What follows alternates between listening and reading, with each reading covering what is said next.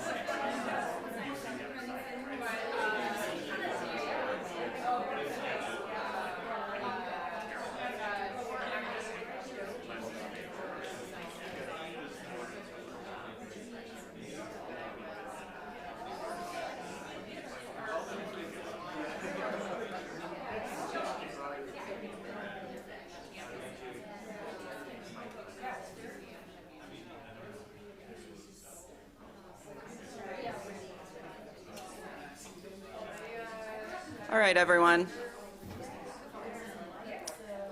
I think are we ready? Okay.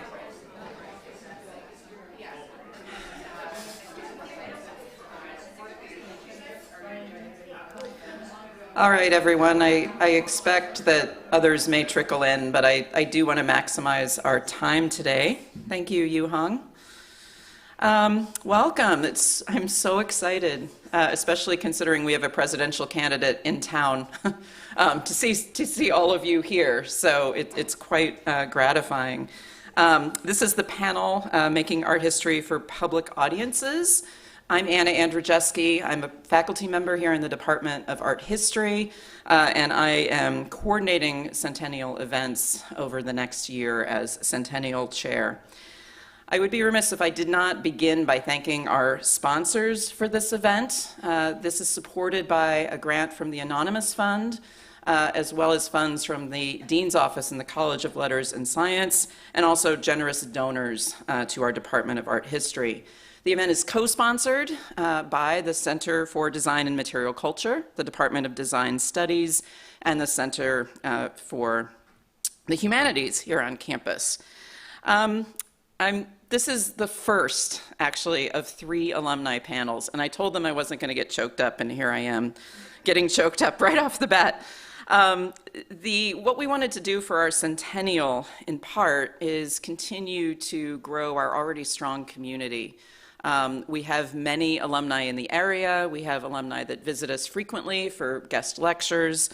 But for this sort of series that we've planned over the next academic year, we wanted to invite distinguished alums back, not simply to tout their achievements, although that's certainly part of it, but also to help guide us as we move into our second century. So we're drawing on their expertise in many ways. We get to hear about their wonderful achievements. And this afternoon, in case you aren't already aware, one of our panelists, Marsely Kehoe, will be giving a talk on her research in this room at 4 p.m. So we invite you to join us for that as well. Our guests today, and I'll introduce them here in a second, have graduate degrees from the department in ways that cross often into what we call material culture.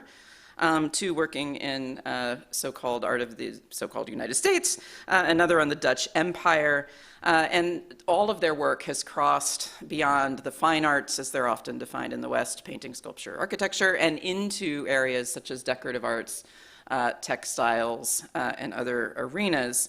But more than this, all have been integrally part of creating public-facing projects. And we're going to probably interrogate what that means a bit. Many of them, actually all of them, as I'm looking here, have been involved in digital projects with high impact. So we're going to be talking about that as well today, and I'm just so excited. I want to introduce them briefly, moving from left to right, although it would help if you raise your hand in case I'm getting my left and right mixed up. And then we're going to have a panel discussion, and I've prepared some questions for them, but we will have ample time for audience questions as well.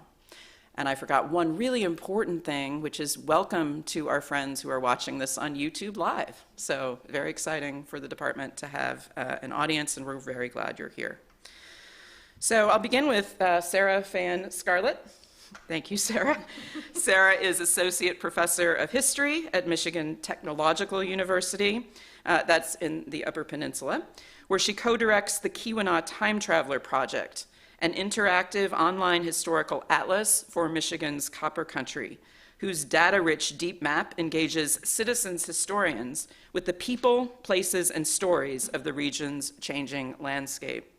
Her recent, and dare I say, award-winning book, entitled Company Suburbs, Architecture, Power, and Transformation in Michigan's Mining Frontier, published by the University of Tennessee Press in 2021, focuses on the spatial, material, and experiential aspects of historic domestic landscapes to explore relational social identities.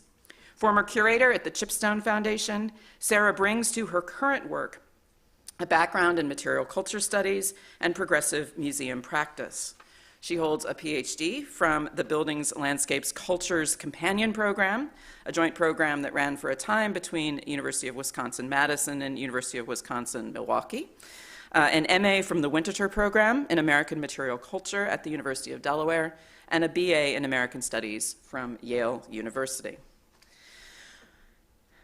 Marsely Kehoe is an independent scholar working in higher education grants administration, and she directed Hope College's Digital Humanities Research Program between 2017 and 2020. Her research considers early modern Dutch material and visual culture in its colonial context. She is also the author of a recently published book, Trade, Globalization, and Dutch Art and Architecture, Interrogating Dutchness and the Golden Age, and that was published in 2023. She is co-leader of the Dutch Textile Trade Project, about which you'll hear more shortly. Emily Pfotenhauer completed her MA in art history at the University of Wisconsin-Madison with a certificate of material culture studies. As the Charles Hummel Fellow for the Chipstone Foundation, Emily created the Wisconsin Decorative Arts Database in collaboration with the Wisconsin Historical Society. For almost 14 years, she worked with Wisconsin Library Services, leading community-driven state, regional, and national digital initiatives, including Recollection Wisconsin, the Mercatu Midwest Hub for Native Nations, and IMLS Community Memory Cohorts. She currently serves as grant writer for Taliesin Preservation and also works as an independent grants strategist for libraries and nonprofit organizations. So I think you can see we have a lot of expertise here, and I'm really excited to hear from them today. So welcome back. I'm not choked up. All right. So I'm going to begin with the questions. Again, please hold your questions for a bit, and we'll get to them. I'd like to ask our panelists to begin by talking about how your time at UW-Madison shaped your path into public and or digital humanities, and how you sort of got where you are. So I think I'll move from left to right. Sarah? That's me, huh? Yeah. Well, first of all, hi everyone. Thank you so much for coming. It's great to see old friends and have new people to meet and talk to, and I look forward to talking today, and I want to thank Anna for inviting me back. It's a real honor and a pleasure. So my time here, I would say, there's sort of two projects or communities that I got involved in that I think helped me be prepared for working in public humanities and in digital humanities. It's true we all are doing sort of public digital projects, so that's part of our discussion today. So, so one of the projects that I was involved in when I was here as a PhD student actually was working with Anna to put together a conference that was here. It was the Vernacular Architecture Forum Conference, which was based here in our department in 2012. And so for, I think, 2 of the years that I was a PhD student, I got to be a project research assistant with Anna to prepare tours for this group of people interested in the historical built environment were coming here to Madison. So we were planning 2 full days of tours, and part of the idea behind this organization is to put together tours of places that you wouldn't normally get to see if you were here as a regular tourist. So we got to part of what we were doing, part of what I was doing, was writing histories of buildings and places that our tours went to. But a lot of what we were actually, a lot of that work is really public humanities work. It's working with people who own the buildings and sites and historic places that we were going to visit, and working with them and learning how to incorporate their stories into the historical research we were doing and making that part of these tours. So that was really important sort of preparatory work for me in terms of working with the public and presenting sort of, or putting together stories that incorporate stakeholders and visitors, essentially.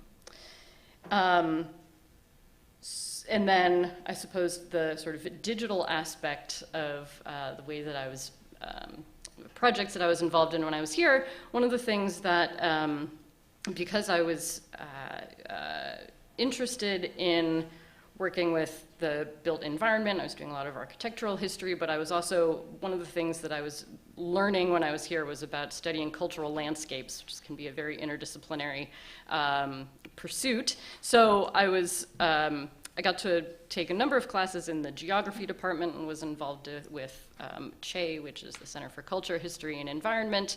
And that kind of interdisciplinary work was ended up being very, I don't know, helped me prepare for future projects, because I learned a lot about collaborating with geographers, which is something I do now. But my point is that I took a cartography class over in geography that I absolutely loved, and it was the first introduction that I had to working with GIS, with geographic information systems. And that has been a lot of the basis for the Kehoe Time Traveler project, which I'll get to talk about. But those are some of the sort of public humanities and digital humanities projects that I was working on when I was here. I guess I would say I'm thinking about this question a little bit more methodologically, because I didn't really do any public humanities or any digital humanities while I was here. I came in with a kind of very traditional idea of art history, and I enjoy looking at certain kinds of art, early modern, northern art. And I, in my first couple of years here in the master's program and then the PhD, found that that traditional approach didn't really get beyond my aesthetic enjoyment of the work. I didn't really find anything I wanted to dig into, any research questions that were really burning. And I think where that shifted into the kind of the work that I do now, and the work that lends itself well to public humanities and digital humanities, is the way that material culture is so deeply infused into everything that happens in this program. I had never heard of material culture before our seminar, and Emily and I had a project or like the first discussion of the class was, what is it? And you knew, and I was like, oh no, I'm not prepared for grad school. But so I learned a lot, which that's why you're here, is to learn. But I think the way that material culture studies, visual culture studies really center the experience of a person experiencing an artwork, a material object, a landscape, really makes you think about the public experience. I think that also translates well into teaching, where you're trying to connect with students in ways that this, in the case of 17th century art, you're trying to make that connect with people that don't have a 17th century experience. So really thinking through that viewer experience, that user experience, that maker experience is something that really infused what I learned when I was here. And I gravitated away from those traditionalist paintings, sculptures in Netherlandish art to the strange objects like Nautilus cups, building plans, et cetera, that are really hard to approach using traditional methods. So I began doing a lot of spreadsheeting, which is apparently digital humanities, which I didn't learn about really until after I'd finished here. So something about the kind of ethos of the program directed me in that kind of pathway of thinking about public engagement, even when I didn't have the vocabulary really to think through it. And then I made some big shifts after completion. Marsely has this story that about the definition of material culture, which I don't remember at all, so I'm sorry that I don't remember this. So I'm going to talk about my path a little bit, going back to what you said was the late 20th century, because I was a undergrad here from 1998 to 2002, so I did my undergrad as an art history major, and then I came back a few years later to do my MA. So I got kind of the material culture bug through a class that I had actually with Dr. Gail Geiger, who I see back there. The material culture of the Italian Renaissance was, I think, the name of the course. This was a class we explored. Maybe I'm recognizing the wrong person because I'm terrible at faces, but basically looking at material culture in the Italian Renaissance. I was really drawn to artwork representing food and material culture around food. And so Dr. Geiger connected me with Dr. Ann Smart Martin, who I've worked with more or less ever since, taking material culture courses with Anne, who connected me to other departments in the university, in particular the folklore department, looking at foodways and sort of the material culture and social experiences around food. So as an undergrad, I did some research with Anne on material culture of food among Norwegian Americans in Wisconsin. And this is where I really kind of learned and executed the kind of material culture methodology that I think that Anne has really led the approach with. So studying objects directly, I got to go to Old World, Wisconsin and look at, cookware from the 19th century in Wisconsin, working with primary sources like cookbooks, talking to people, doing interviews with people who had personal experiences with this culture, this heritage, and then actual making, so like being in the kitchen and making some Norwegian American pastries. So really this sort of kind of immersive approach to objects and to understanding the culture around these objects. So I finished my undergrad in 2002, and then I was away for a bit, and then I came back in 2004, specifically to work with Anne.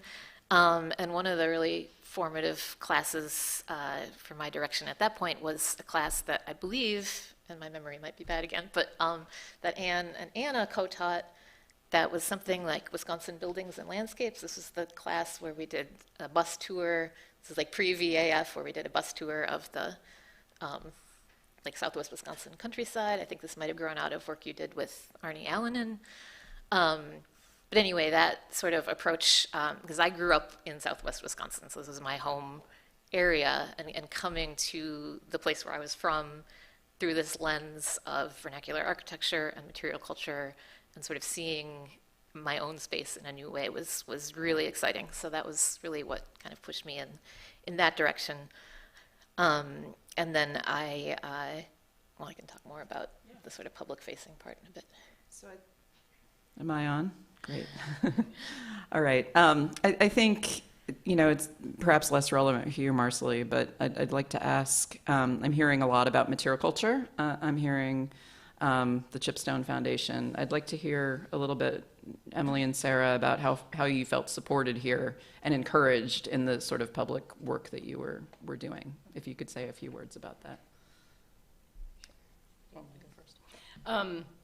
Yeah, so I had, as Anna said in the introduction. So I had, I guess I came here to do my PhD when I was already in my 30s. I'd already been working as a museum curator with the Chipstone Foundation and at the Milwaukee Art Museum, which was wonderful experience, a fantastic job, which I really enjoyed.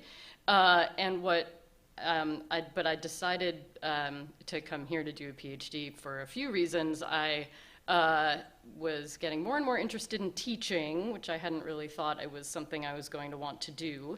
And then there was the beginning of the Buildings, Landscapes, Cultures Companion program.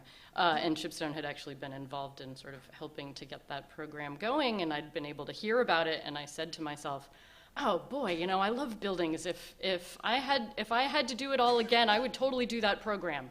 And I thought to myself, well, I'm only 32. I could do this program.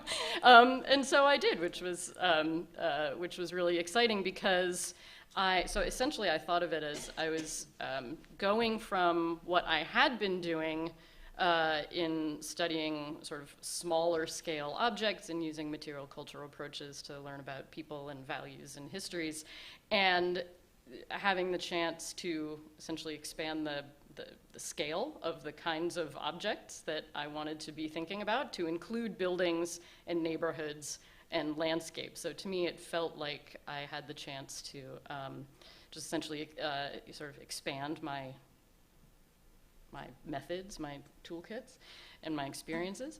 And so that was sort of, so a slightly unusual path, I suppose, for coming into the program. And so what it meant was I had been working as a curator and doing what I thought was a lot of public-facing work, right? We're creating exhibitions for the public and giving curatorial tours and all that, which is stuff that I loved. And so, but that was actually not the work that I felt like I was coming here to do, right? I'd sort of, well, I've done that, and I want to come here and work on buildings and landscapes. And so so I didn't actually work on too many public-facing material culture projects while I was here as a student. I loved that there was a lot of that going on. I felt like I had a lot of colleagues and sort of I don't know, there was a lot of support for that kind of work, but it wasn't actually the projects that I was doing while I was here. But you did become a cartographer. I'm sure the cartographers would not accept me. Right, yeah. Emily. Well, one thing I was going to say, and this is maybe another discussion question, you kind of touched on this, is It's interesting, the three of us here with this sort of material culture lens, like we're kind of joining together the public humanities and sort of the material culture approach, which, the public humanities are a lot of other things besides that, so we don't want to, but that's been our sort of our direction. Good point. But as far as feeling supported, I think one of the biggest things in the department during my time as a master's student was kind of the connections that I was able to build within other departments, other faculty, and then also in the field, in the professional field. So I had the opportunity to go to the Antiques Forum at Colonial Williamsburg, the VAF, Vernacular Architecture Forum in New York City. I did the Museum of Early Southern Decorative Arts in North Carolina, their summer institute, which was really formative. And then, of course, Chipstone Foundation, which I assume most of you are familiar with, but they're a private foundation based in Milwaukee. But those sort of professional connections and sort of seeing what the field looked like outside of the university and outside of Madison was really, really important. And that was a great opportunity to kind of connect with professionals in the field who weren't necessarily faculty or curators, but were working in this space. Great. So we've heard a little bit about your past. I'd like to sort of transition, and I'll put Marsely on the spot here, about what happened after you left Madison and your transition into more publicly facing digital humanities work. I left Madison planning on finding tenure stream work. I'm still working on that. It's been 13 years. And because of that kind of employment struggle, I have explored a lot of different avenues. One of my avenues was exploring digital humanities. So I joined the UCLA Getty Digital Art History Institute that they had in 2014, I think it was, where I kind of really dug into one of my data sets and tried to figure out how could I make this a digital humanities project. And I learned a lot of new methods, and that really just sparked a lot of questions. That project is still languishing, but it's what I learned from doing that has kind of informed all of the projects I've done since. I made this switch into kind of academic administration because of circumstance, and actually all of these things work really well together. When you manage a project that's complicated and has details, you can also manage grants. You can also manage a student program, a research program. When you work across disciplines, because you're attempting to be employable anywhere possible, you're able to advise students who work from the arts, humanities, and social sciences. So I would say that my career has been quite winding, but I've learned a lot along the way, I guess. And actually partly having this pathway not work the way I intended was somewhat freeing. When I started the project that I'll be talking about this afternoon, I no longer cared about whether I would get tenure. So I could do the project that mattered to me, and it's actually a much better project as a result. So that was a restriction I was putting on myself that I didn't need to be. So there's some positive in there. Yeah. Sarah. Yeah, so when I left Madison, so I had been writing a dissertation about the Kehoe Peninsula that did turn into the book that I finally ended up getting out.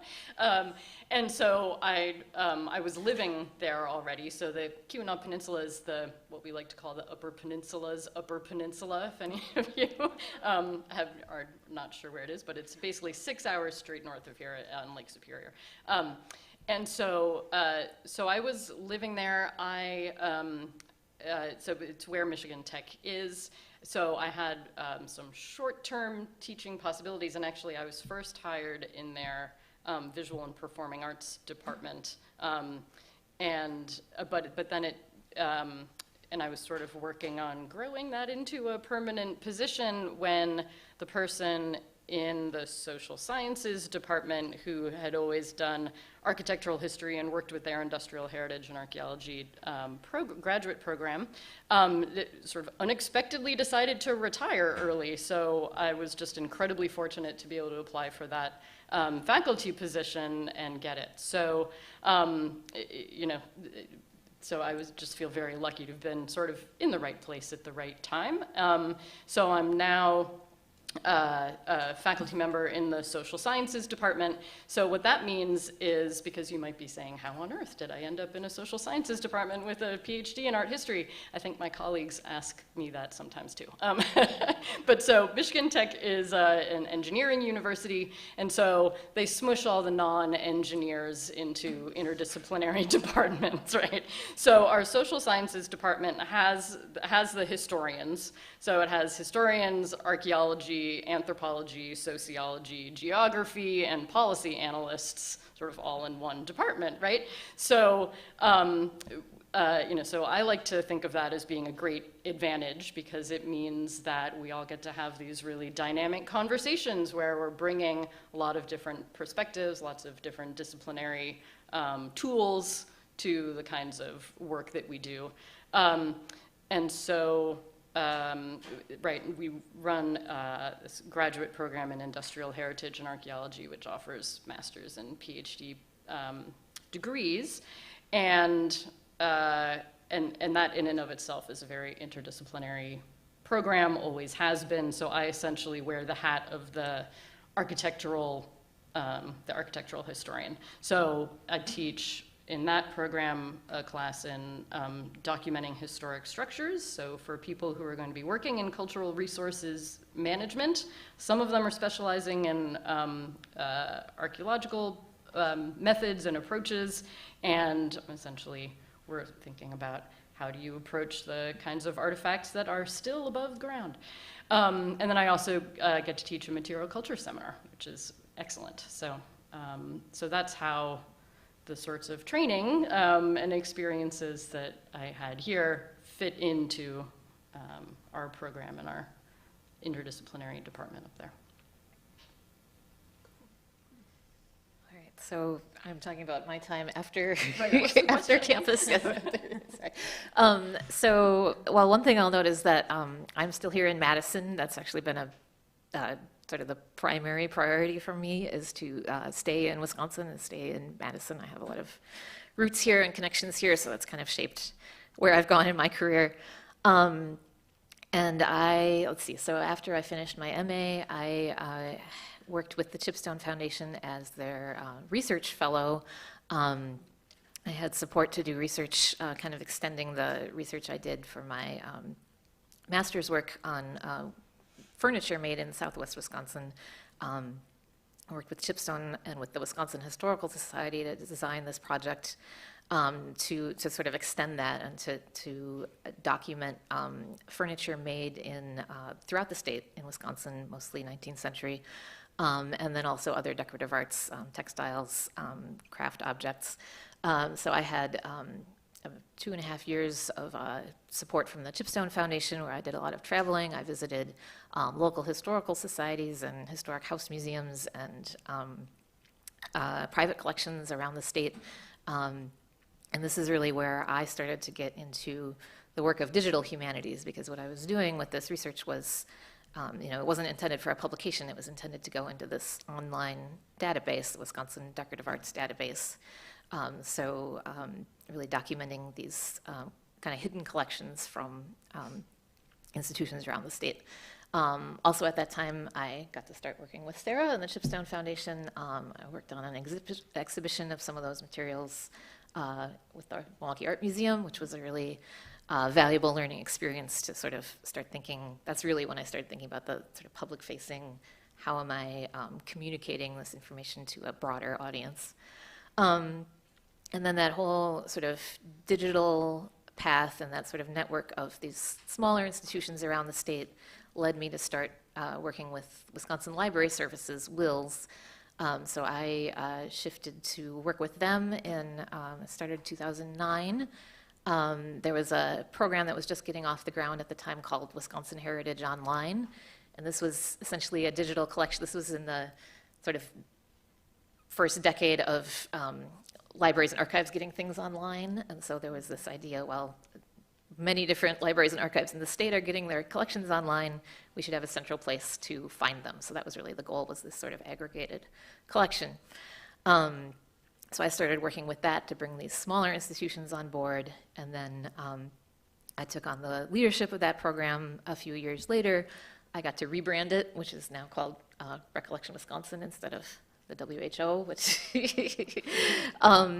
and then that's really been my direction for my work kind of since then is not so much doing my own research, but being in a position where I can support other institutions that are wanting to increase access and visibility of their holdings, their collections. So Recollection Wisconsin did lots of training and outreach and engagement with public libraries and archives and local historical societies to provide sort of a framework for how they can digitize collections and provide access to them.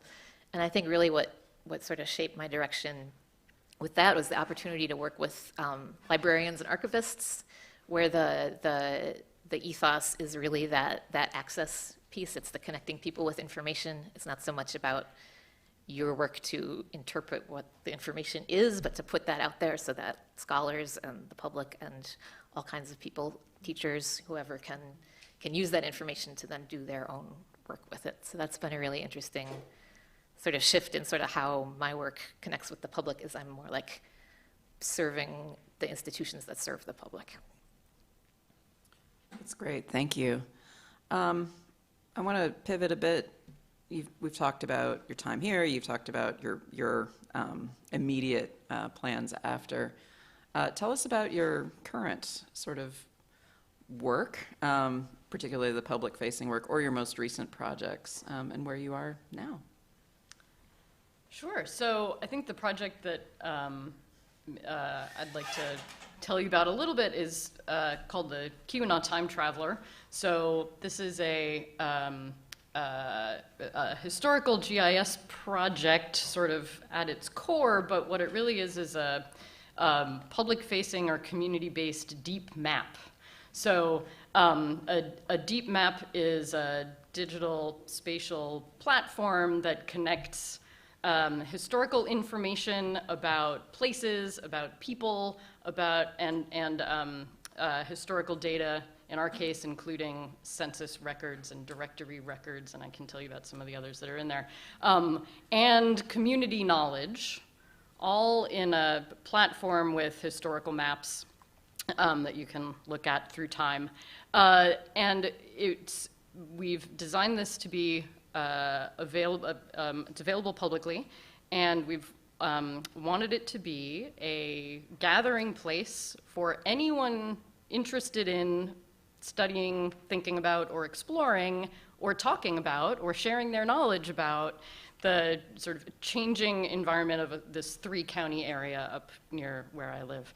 And historically it was a copper mining region, and so it has seen the familiar sort of boom and bust of a mining region. So we've had significant depopulation, but we have a very active heritage community of people who are interested in maintaining and sharing and exploring stories of people in this place over time.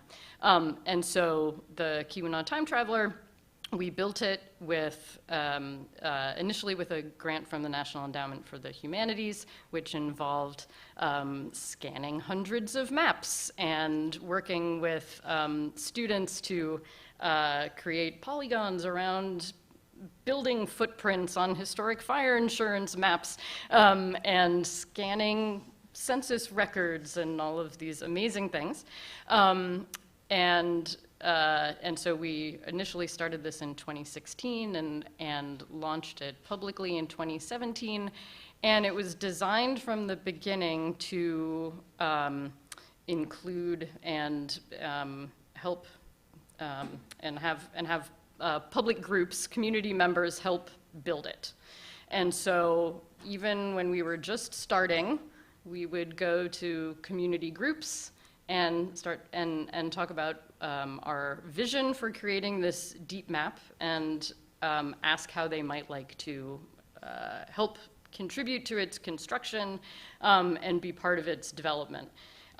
We got a second National Endowment for the Humanities grant from their Office of Digital Humanities as part of their Digital Humanities Advancement Program in 2020, and used that to essentially redesign and rebuild the online interface, because what we discovered was that we had so much data overlapping in geographic places that it was really hard for anyone to make sense of it. And what we really needed was some excellent design. So that was a really exciting and actually really challenging process. And so this is an ongoing project. I'd invite anyone to take a look at it. It's at KehoeHistory.com, which I know is not an easy thing to spell. So you can also look at it at mapyourhistory.com if you'd like. And so, yeah, so this has been a really exciting collaborative project. I should say, I haven't really specified that, I'm sure you can tell, but this is a project that I work on with many colleagues, right? I work closely with a colleague who's a geographer, who's a GIS specialist, right? I sort of am the public history, part of it. So what has been so exciting about it is really getting to collaborate with experts who are bringing lots of different experience and knowledge together to make this happen, because a project of this size, you can't possibly do it with just one or two people. So we've had, so I work with colleagues in computer science and in our rhetoric and technical communications program, and students from all across our university. It's been a really exciting, gratifying experience, and we've designed it to be ongoing, right? Which is part of that community collaboration aspect that we've been talking with community groups since we started it. We go back, periodically. We have meetings, we do public events, and we're sort of constantly sort of iterating it. And the point is, we want it to be a tool for groups to inspire their own projects. So it's an ongoing collaborative project. Me? Okay. So my current research project, which you will hear about more this afternoon, so I'll keep it brief, is about textile cargoes moving on ships across the Dutch trading network. And these are based on a series of documents that I was looking at while I was working on my dissertation, because I was attempting to understand the materiality of trade and how it connected to the depiction of trade objects in a still life painting, for example. So I was looking at those documents. This is where the spreadsheet started, and seeing that there was a lot of textile information in there. What I couldn't deal with at the time was just how much of it there was, and I also didn't have any of the kind of textile experience to really deal with that. So I kind of put a pin in that and came back to it. And whenever that project started, which I can't even remember, I looked with my research partner at these kind of massive amounts of information, kilometers of documents that go with these trading companies, and we thought digital could work with this. There's a lot of data, so how can we make these pretty dry documents actually dynamic and interesting and something that people can work with? Lots of people have attempted to work with these because they're so big and messy. A lot of the work on this has kind of made arguments like 50% of this ship was textiles, but not going into the details of those textiles because it's really just massive and overwhelming. So as my research partner Carrie and I were working on this, we realized there's a lot of people interested in this material. There's not really good means to get at it. So our initial idea was, our own research questions within this data, but we thought we should make a publicly available project that other people could work with, because if we found it useful, certainly other people would find it useful. So I like what you said about kind of librarians and other cultural institutions putting information up there but not necessarily interpreting it. And I think that's kind of a mix of what we do. So we have our uninterpreted data that can be downloaded and it can also be played with within our project site. But then we also have our own kind of interpretive sections where we're trying to use our data in a way that we hope is transparent and repeatable by other people to see how we've interpreted what we found. And fully acknowledging that we could be incredibly wrong in every case. But we really wanted to build something that was useful beyond just ourselves. So not something that just is a shared database that we never share. How are you sharing the data? So how do you make it kind of digestible for other users? So we have some data visualization tools which students have built. Cool. And so our data is loaded into those and they can be played around with, but you can also just download the CSV of our data and get a much bigger, messier thing to work with. Yeah. Okay, it's my turn to talk again.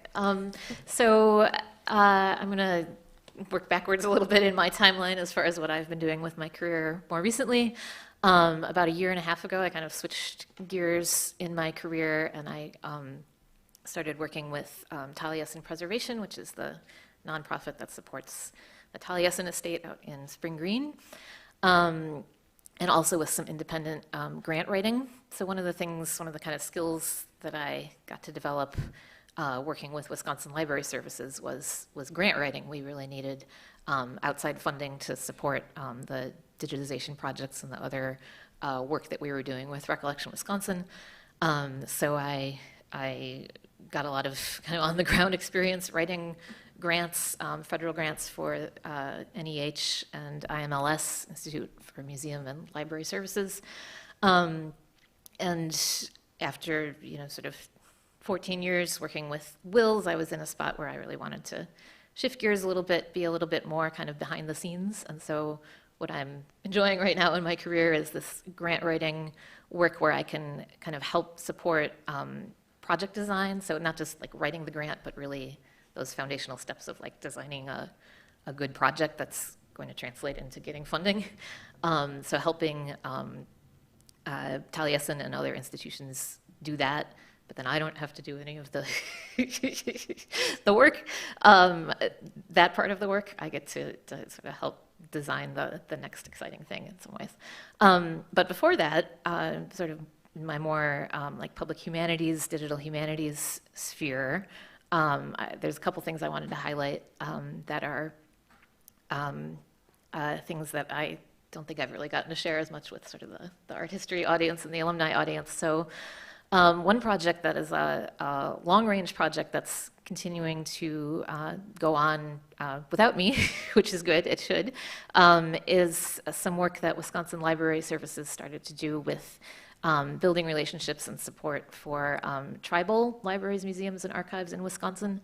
So this has been a priority of ours for quite a long time, and what really kind of kickstarted that growth was an opportunity to work with Washington State University, which has a program called the Center for Digital Scholarship and Curation, and they are the home of this software platform called Mukato, which is an online collections access platform that's really designed. So I said earlier, when we were talking about this whole, part of our goal is to like make things available for public access and for the public to work with. And then when you're working with indigenous collections and indigenous communities, there's a lot of reasons why there shouldn't be open, broad public access. There's a lot of information, history, resources, stories, language materials that a tribal community might want to provide access to for their tribal members, but not for just anybody in the world. So this software system was really designed around that need of how can you make things available online, but really granularly, like at the item level, sort of define who gets to access this. And also, which is a real pivot for the library archives world. And then also this sort of concept of being able to have different ways of describing objects. So a lot of these collections that tribal communities have built in Mukato are what they call digital returns. So the idea that the Western collecting institution holds these objects that were collected from or stolen from indigenous communities. WSU has introduced this whole sort of methodology for how can Native institution work with a Western institution to sort of co-curate those materials. So the platform is set up so that you have like a sort of traditional museum label, black ash basket, this dimensions, and then the sort of side-by-side database description that is generated by the community and by the tribal members. So really getting all of those perspectives kind of woven together. Anyway, that's a long way to introduce. In Wisconsin, with Wisconsin Library Services, we were able to work with Washington State University to sort of be a regional hub to support tribal communities using this platform. And we worked a lot with the Ho-Chunk Language Division, and then with the Stockbridge-Muncie Department of Cultural Affairs. Those have been our really big sort of stakeholders and early adopters. And that has all grown into something that Wills, Wisconsin Library Services, is carrying forward with tribal communities called the Culture Keepers Collective. So this is sort of a community of practice for tribal librarians, archivists, museum curators, other folks in this space to kind of work together and identify training needs and sharing resources and all of those great things. So that's one sort of like legacy project that I'm really proud of, and I'm really happy to see that continue. And another one that I want to share just really briefly because I'm excited about it, even though it doesn't necessarily have much to do with public humanities, is that, and this is another, we talked about how long-term all these projects are. They need to take, they're not a semester or a year, they're many, many years. But as of year ago, the last state budget cycle, after a lot of advocacy and sort of relationship building for many, many years, the Recollection Wisconsin program now has a line in the state budget through the Wisconsin Department of Public Instruction. So rather than being grant funded and member fees and sort of patchwork of funding, that program actually has a line in the state budget. So that's that's probably the thing I'm most proud of. So that sort of longevity of That is a wonderful sustainability. transition because this is a little off what we talked about, but I think, excuse me, it came up yesterday and I think it's important.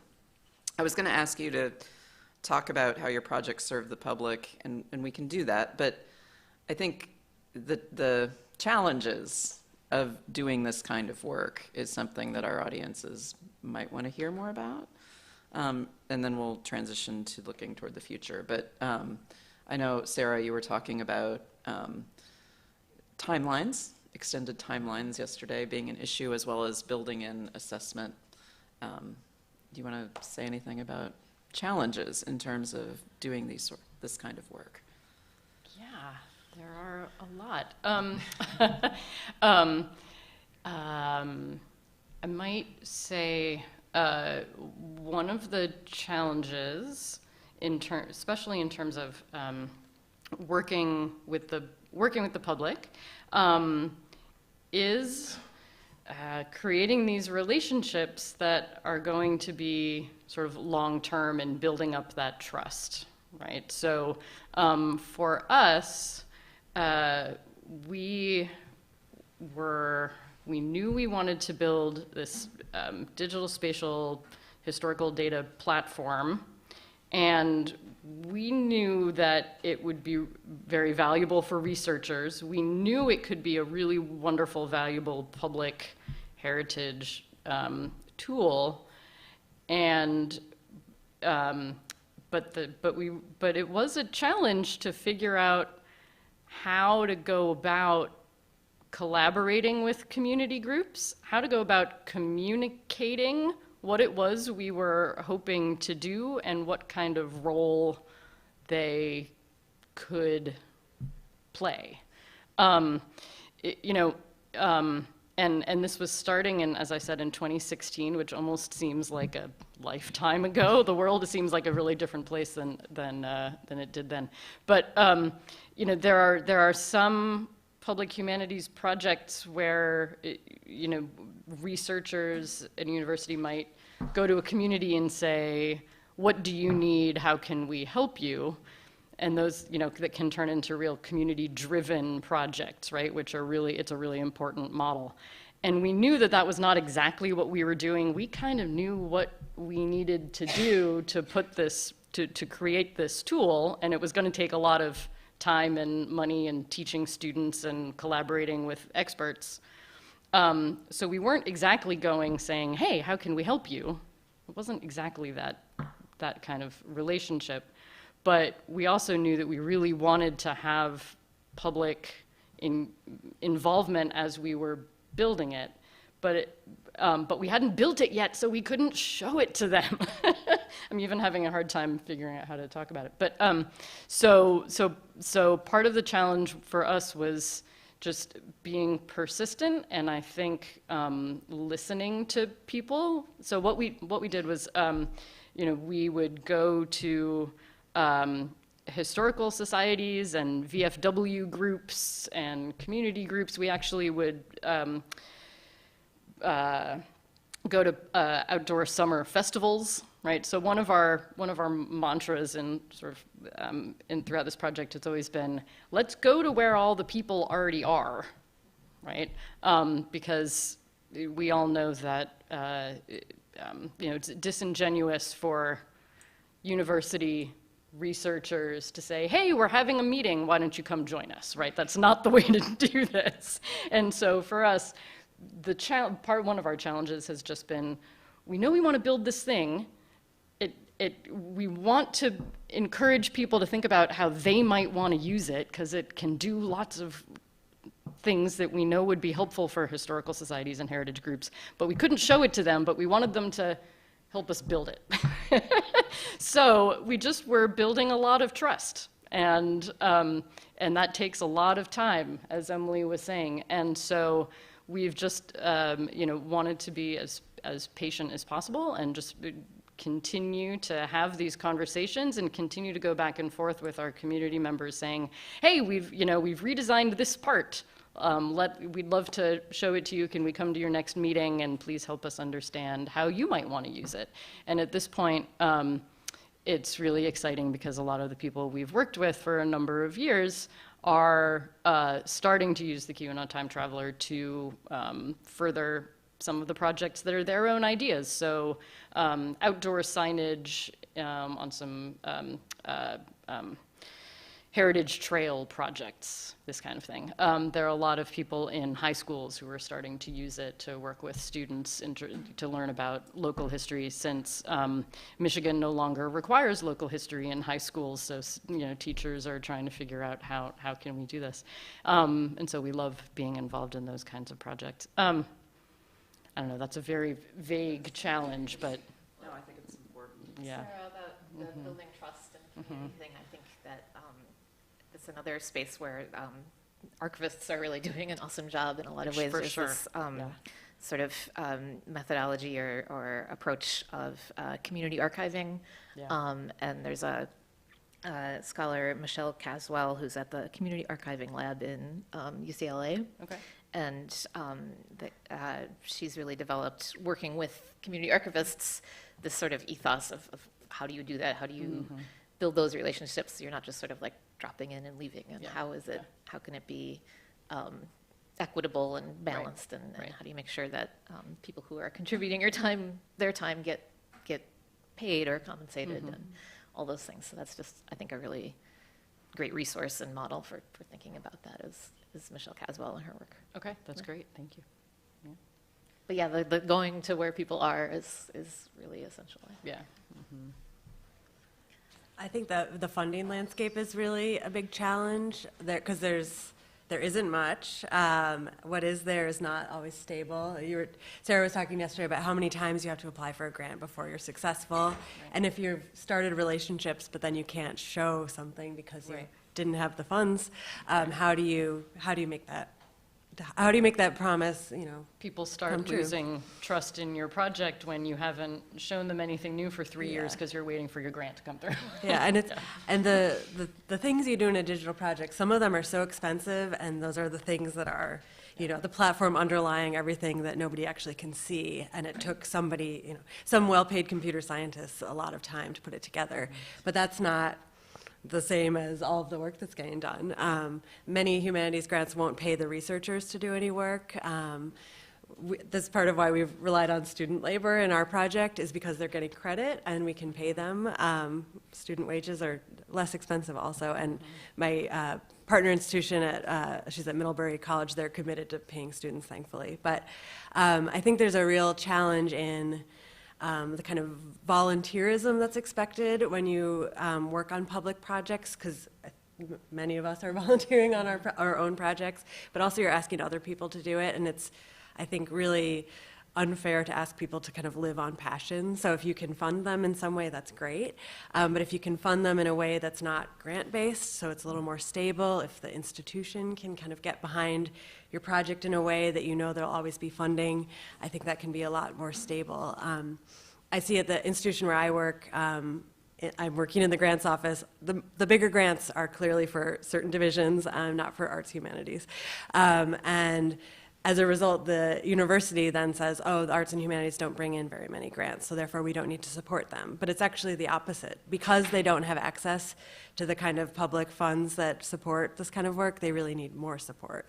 And I don't know that I'm able to advocate yet for that, but I will be pushing that. So it's amazing how time flies. I'd like to hear from you now about visions for the future based on your expertise. We have some faculty members and staff members here in the room, and I'm wondering if you could speak to advise us in a way about how we might support these interests through coursework, opportunities, funding, et cetera. Or I'll give you the choice.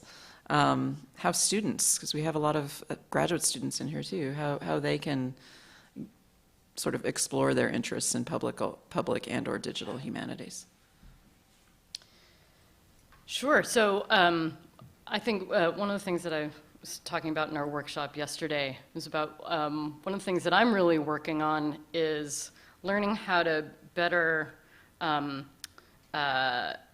learn to articulate the value of these public humanities projects, and how to do it in a way that sort of checks off all the boxes and metrics that we all get assessed by, right? Whether we're students, whether we are independent researchers, whether we're faculty, whether we're looking to publish work about this, right? There are all these kinds of ways that these projects get assessed, and I'm learning to do that better. So for students, or maybe for faculty who are putting together projects who need to articulate learning outcomes and this sort of thing, right? So I'm learning to be more specific about the kinds of skills and advantages that we all learn from these projects. So for students, students working on public humanities projects learn about communication. Oftentimes they're learning cross-cultural communication. They're learning problem solving. They're learning leadership, time management, right? For sure. They are, they're probably learning about sort of university and community relationships. Those are really important, and there are leadership aspects of that. And so maybe as a faculty member, I'm learning to be specific about that in translating those skills into the metrics of ways faculty get assessed, right? And so one thing that is helping, that I'm learning to do, is building those kinds of, the kind of sort of assessment of those sorts of skills into the projects that I do. We write them into the grants that we write. It's about, how are you going to keep track of the kind of impact that this project has with the public? How are you going to disseminate the kind of work that you're doing? And so I'm learning to do that a lot better, and I think people at all, all of us at all levels of working with these projects, the better that we can articulate how important they are, the more of them we'll get to do, I hope. So,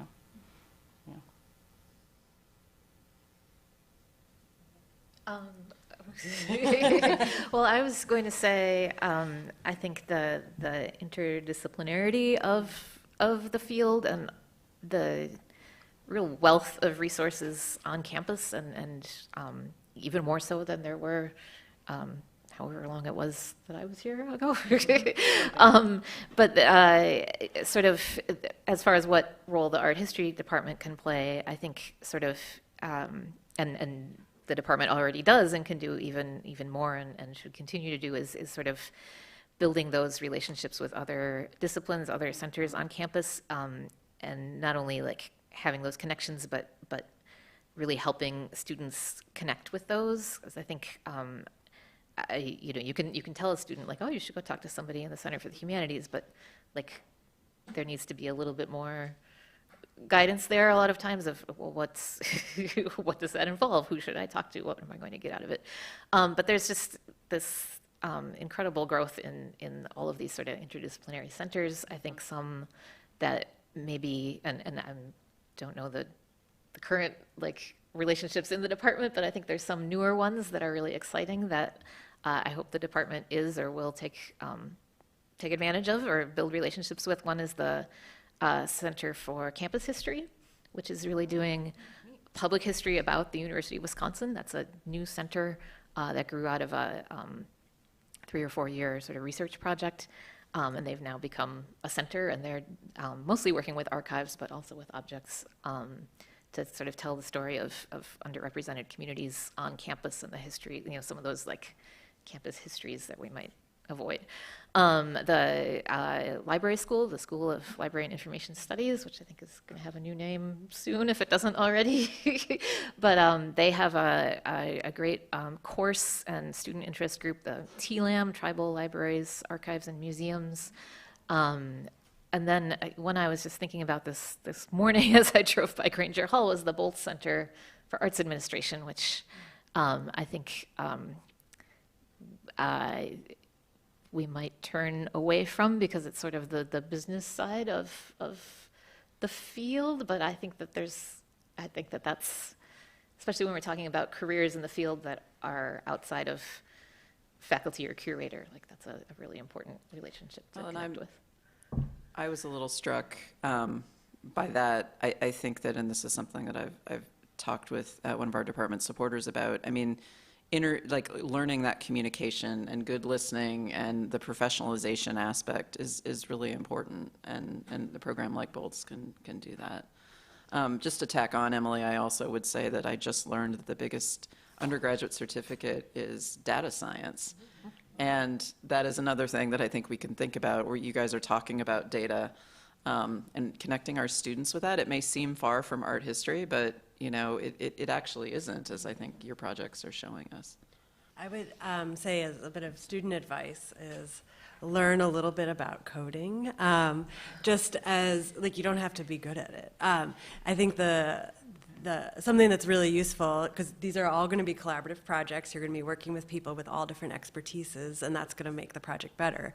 But learning how to do kind of each piece of your project, even if you're not excelling at it, allows you to ask the right kind of questions, to understand what's possible, what you can do with your data, or what kind of questions you can ask, and you can make better requests of the people who are designing things for you if you can kind of understand what they're doing. And then you're not, I think there's a lot of ways we kind of high achievers who are in grad school are really scared to admit we don't know things, but actually it's really freeing to admit that you aren't the expert in everything, and it's also opens you up to be able to work collaboratively and productively with other people. Great. All right. I think another piece of student advice that we talked about at the workshop yesterday was, as a student, trying to find some opportunities to do sort of modes of writing that are outside of academic writing. So museum exhibition, museum labels, blog posts, we talked about examples like the Wisconsin Magazine of History, where it's a journal, but it's not a peer-reviewed journal. All those things where you can kind of, I think we've all talked about how after grad school and being in a position where we need to do writing for more public audiences, it took us all a while to kind of get out of that mindset of writing brain. And so trying to find some outlets for kind of exercising those other pieces of writing and communication is really helpful. Those will also be more widely read than Right. any of your journal articles. That is very true. Well, thank you. I'm going to transition up here so we can make sure that our YouTube friends can get all of this. But I'd like to open it up for questions, comments, feedback from the audience. The awkward silence. Catherine. So you all, it sounds like, have had a lot of material culture background and are now working in these digital projects. So I'm curious how you find a way to bring it back to the object. How do you use the digital space maybe to encourage returning to the material? So the question is, they have background in material culture and they've gone into the digital project realm. How do they return it back to the object? That's something I grapple with, because I'm always talking about, look, let's explore the material. Here's a digital photograph of it. And so, yeah, it's, at least with textile objects, I'm like, let's be able to zoom in so you can kind of sense the texture, but then I'm talking about texture but not providing any. So it's something I think about a lot. I find it fun to make material objects. And we have kind of a dream of like pulling open our briefcase with our like, material samples that are like recreations of the things, but that's like not going to happen. But it's still kind of yeah, because you want to be able to feel these things and actually materially engage with them. So it's something that is in here but not solved.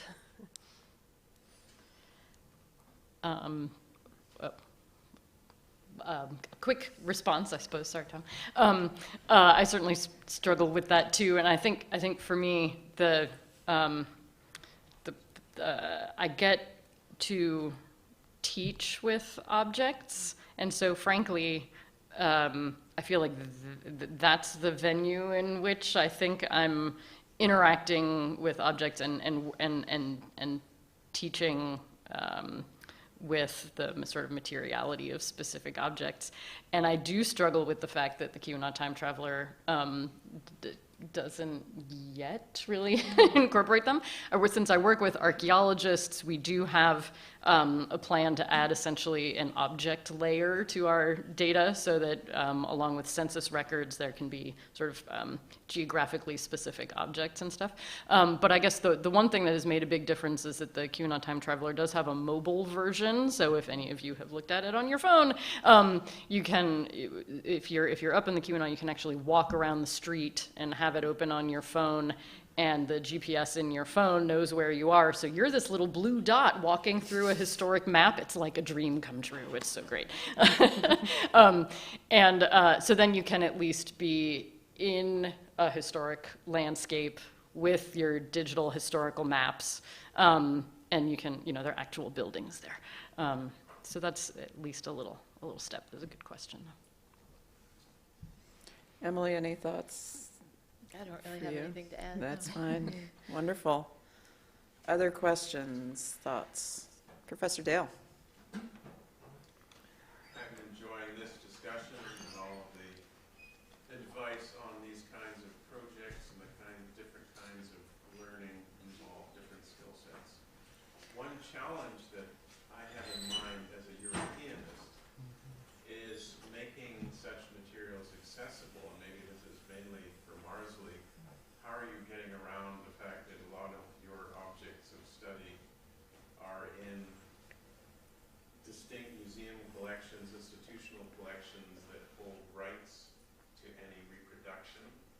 And if you want to make accessible this material as an online database, how does that work? We're very conscious of that because we keep writing into our grants to pay for image rights and then keep having it itemed out. So that's not very useful. But the Dutch, at least, are very good about being open access about their images. And also, a lot of what we're using are archive images. So the archive collections are much more willing to let so like a swatch book in an archive. I've got those material samples on the website. I think there's one image on our website which is in violation, but I won't tell you which one. And it was one that was too difficult to find an alternate image for. So yeah, it's a real challenge, but it also means that the collections that are more open get more exposure. So I think like that's the calculation the Rijksmuseum made was people will know our collections, and it's true. And I mean, the same question goes for publishing. So I publish out of the collections that are open, and that's what happens as a result. So it is a real problem. I guess I'm hoping that our project will reach a higher profile so that collections will be more willing to share with us for free. But yeah, it's a real challenge. I was looking at one example the other day that is, I think, 80 pounds for online use. So I linked to an article that also represented it. So even though they did not pay for it, their permissions were very suspect. So, but anyways, I just kind of linked out to it because I don't want to, yeah, it's a real challenge, for sure. Questions, comments? Yes. Hi. I really appreciated each of your, well, it seems your collective dedication to sharing resources, knowledge, information, all of that. It's lovely And I'm curious about, if you're comfortable, if you can share your personal interests, why this is personally important to you to approach these projects in this way. So thank you. The question, I forgot to restate the last one, is about sharing sort of your personal imperative, if you will, to do this kind of work. Well, I can speak to that because I'm from Wisconsin. I grew up in Wisconsin. I've lived here pretty much all my life. So really part of my personal imperative and drive is that sort of connection to the place where I am and the place that I grew up. So that's really foundational is learning more about the places that I call home.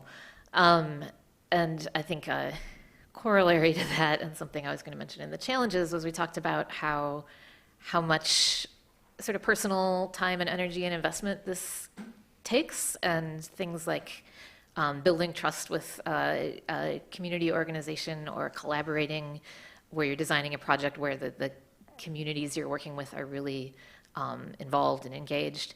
It takes a lot of effort and time, and to be frank, like that's a big reason that I did this career pivot about 1.5 years ago. Was I don't know if I would say burned out, but I was my energy was low for continuing to sort of have that that drive to go to the VAF. Or not the VAF, the VFW, VAF, great, VFW, the local history meetings, the committee meetings, all of those things.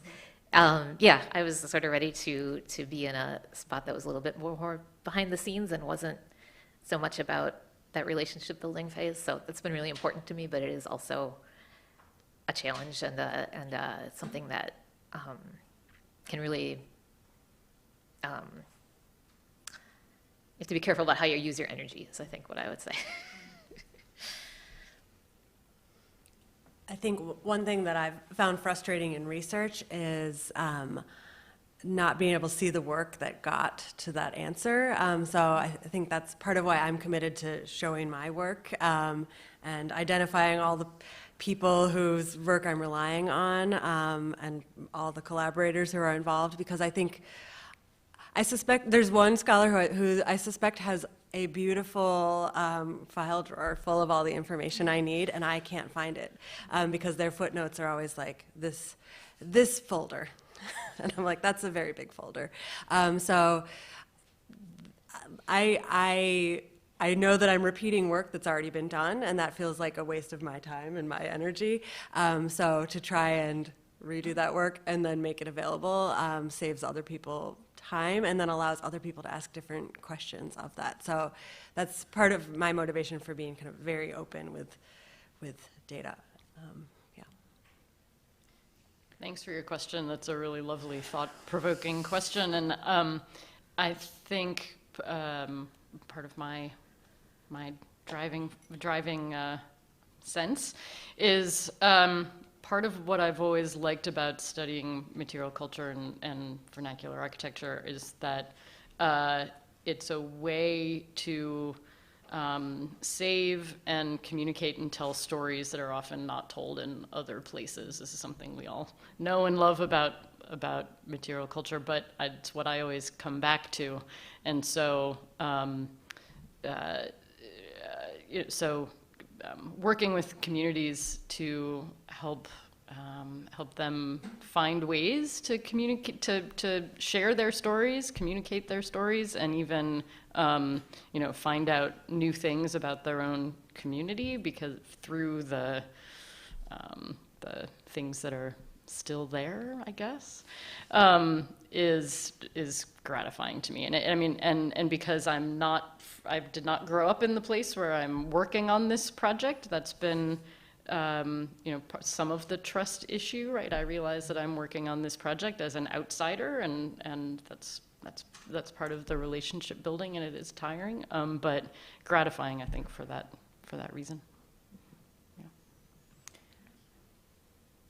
I think Professor Martin is here, and I have to repeat what you say for our YouTube audiences, but I do want to acknowledge Professor Martin as your title, Stanley and Polly Stone Emeritus Professor, I believe, in the department. But I want to draw attention to Professor Martin's work in part because the legacy continues. Public humanities, digital humanities is ongoing, and so I just wanted to invite Professor Martin if she wanted to chime in here on her current work or anything that she'd like the department to know about the continued efforts in this realm of public and digital humanities. Well, thank you. I think it's a long project that's been a part of my time here, and a lot of the graduate students in this department have been able to learn from and do this kind of research, working with an account book from the colonial period. And the whole idea is here's a store, and here are all the things for sale, but there's a vocabulary and a sense of what is it? And my instinct was always to say, well, how can we decode this idea of objects and prices and terminology and understand the systems. And so I was able to do a project with the Smithsonian where it's part of what, a big business history project, but I've been really lucky to be able to involve many, many students in this department to do that kind of data entry, and that to really sort of get into figuring out how to tell the story. And everything you said is reflecting this idea of the public and the academic, and how do we find that sweet spot in which all kinds of people are interested and we can best serve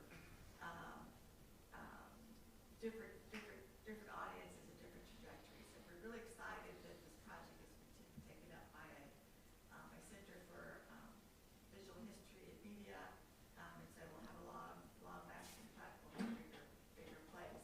And I just want to finish with one quick question back to you guys, which is how can we, as people who are invested and do and practice and are enamored with and passionate about public humanities, how can we best sort of make that pitch to academia and to say, how can we continue to make this other set of people and institutions and places be more excited about what we do?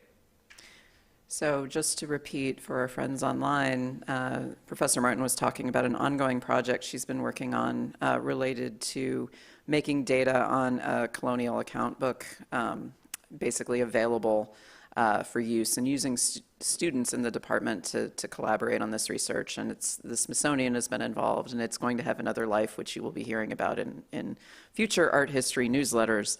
But she was asking our panelists really about that relationship between the public and academia and the sweet spot. I like that, Anne, for doing that, and how we can, those of us that are invested in this for whatever reason, a good question, why we're doing this, how we can better, dare I say, sell this to academia as a legitimate form of research and knowledge making.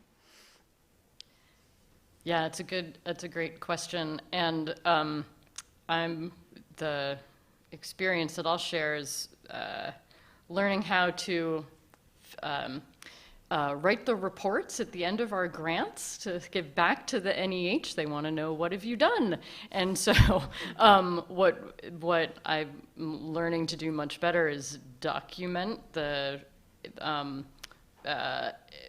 sort of impact, as they would say, with the community and figuring out how to do that. And it really means collecting lots of seemingly small details that when you put together in aggregate, you can really make a compelling case about the impacts of these projects. So it's things like every public meeting you go to, keep track of how many people were there, get a sense of the diversity of the people who were there, even, you know, in terms of age, in terms of affiliations. And if you can take a photograph, ask people's permission, but collecting photographs of all of these events.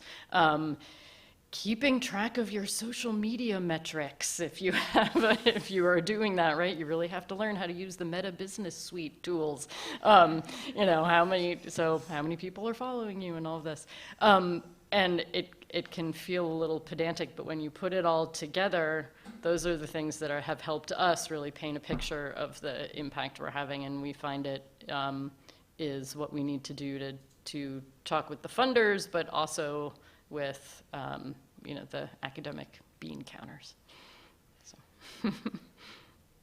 I think we were talking yesterday about academia has grown more open to this as a this kind of direction of work as you know, something for your tenure file and all of this. And you mentioned a study. I remember this, but I don't remember the name of it. It was yeah, something that helped me a lot was a study that the National Council on Public History and the American Historical Association and I think the Organization of American Historians collaboratively put together maybe 10 years ago now even. It was written for university administrators to essentially give them language to write about and sort of recognize and understand the impacts of public humanity. In their case, it was public history, but you know. So when I was putting my tenure portfolio together, I gave this report to my chair and I said, here's some language you might want to use. And he found that incredibly helpful, right? And so I think it is a sign of you know, improvements in universities for recognizing this kind of work, but I've found that tool to be very helpful, you know, for myself, and would probably be helpful for students too, because it has that kind of language. It's helpful. And this is changing. I shared this yesterday. This is changing in real time here at UW-Madison as departments are rewriting tenure guidelines to include things like public history sorts of projects. And I will say that art history has always been open. We've always included exhibitions and that sort of thing. But it is a changing landscape. And we're talking changes in the last 5 to 10 years, not you know, decades. So students, this is super important to think about looking ahead. Marsely, do you have anything to add to that? I think well, I don't have an answer, but that it's important to both articulate to the university that this is important and impactful, but also to the public and the people who are saying the humanities don't matter. This is a very clear case that they do, and they matter to a lot of people. I know within the university, it's like, well, how many students are in your classes? But if you can show all those people that this is actually really important, I don't quite know how to do that, but.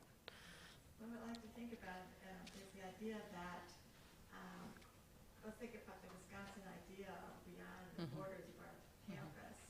Is that how do we convince our legislators and other bodies that what this is a form of teaching, a form of outreach, a form of educating, and as modes of instruction change, how can we add this into the mix to make it part of what academics is? And so I think that's going to be the great challenge and the great fun of the next decade here at UW and other places is how to find that way to teach the public and to teach other people how material culture tells that story, but also how this kind of presentation to the public has its own importance and it's fruitful. So we'll hope we convince everyone. Other questions? Yeah, Levi. I mean, it sounds like you all collaborate with other people, and art historians don't necessarily have to do that. So I guess I'm wondering, like, how you go from that project that is like a sort of like passion project, something that you're like deeply curious about, something very specific, and bring a research partner, somebody else on board, or like when you take that into your teaching, or like these various forms of kind of bringing other people into something that you've probably been like ruminating about for a long time.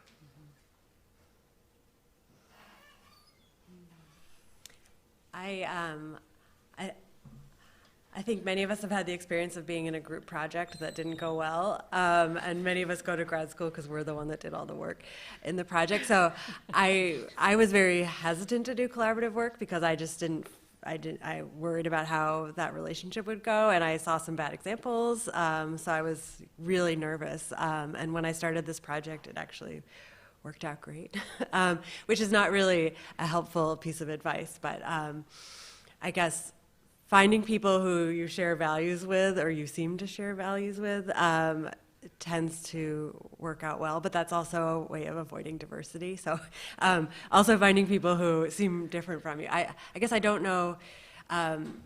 We have kind of a unwritten rule at our project that we don't work with jerks. So That's a good rule. it's not usually how we articulate it, but it's hard to do that when you're also not. That keeps you out of some of the power circles also. And so, yeah, it's difficult, but when it works, it works. I mean, I don't know why my research partner and I work so well together, but it is just like, it's great. So find someone who's perfect for you. No small test. Yeah, it might happen. I guess try things out. And, if red flags appear, maybe that's the relationship not to pursue, I guess. Maybe this is just dating advice too, I don't know.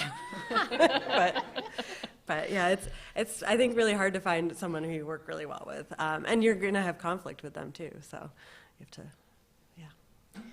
I guess for me, like the collaborating is the fun part. Like that's part of what I really enjoy about this work and sort of how I structure my work is like that's, I don't know how to do everything. I don't know everything. I don't want to know everything. And so being able to work with other people who bring those other perspectives, like that's really fun. That's it's can be hard, but it's also like I would rather spitball with somebody and build some ideas than sort of sit alone and ruminate and come up with a thing that I then put out into the world. Yeah, it's a great question. I think I really lucked out when I started my faculty position. My colleague, whose name is Don Lafreniere, who's the historical GIS expert, had just started the previous year and was also looking to get this kind of project going. So I really lucked out, but I also think that part of the reason that our collaboration kind of came together so quickly and so well was because I knew that was a kind of collaboration I was looking for. So like when I was here, I was recognizing, wow, this historical GIS kinds of approaches to the stuff I'm excited about are so exciting, but boy, I'm not going to become a GIS expert. Like that became pretty clear to me, right? Like that's not going to be it. I need a collaborator. So essentially I had in the back of my head, boy, I'd love to find someone who really knew how to do this sometime, and I would love to be in that kind of project. And so I guess I knew what I was looking for, and it was just lucky that that worked out really well. But so maybe just having an idea of the kinds of collaborators that you would like to work with, so that when they cross your path, you maybe can go with it. I don't know. That was my experience. It's a good question, though. Yeah. I guess I'll also say it is, working collaboratively is one kind of work, but then many of us also, are working independently, right? So like the first 6 years or so that I had my faculty position, I was trying to turn my dissertation into a book, and I was developing this incredibly collaborative community-facing project, and I felt like, oh, I want to be out there being social and doing this collaborative work, but boy, I'd also really love to go sit in my closet and, be all alone for 3 months and actually finish this book, right? And so that was definitely a conflict in like types of work. It's not so easy to do them together, but it's probably harder to separate them, frankly. I don't know. Martha, quickly, we'll take one more question. I wanted just to make a comment. I am an independent artist and scholar, and I do a lot of collaboration. I've worked with two of you people on new projects, and I really appreciate the outward-looking focus of some of the centers on campus. It provides a way for the public to get involved, for me to find collaborators, and for you also to develop those skills about working with the public. So I really thank the university for the development and of the centers, which are willing to include people from the outside because I think it certainly has enriched my life. And so, Mine too. So there was a comment from the audience about the spirit of collaboration between the community and campus and some of the panelists here. And that is a wonderful sort of way to end. I began talking about community and building community. And I really want to thank our panelists for coming back and sharing their insights with our community. And again, not just reflecting on their marvelous achievements, but also helping us imagine how we might continue in this spirit to work ahead with some other collaborations going forward. So if we can have a round of applause, and then I have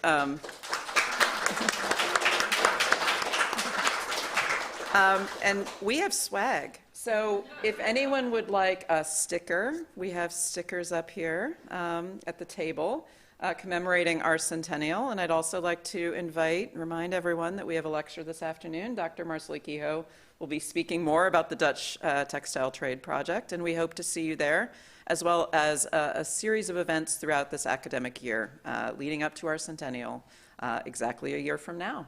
So thank you so much for coming. Thanks for having us.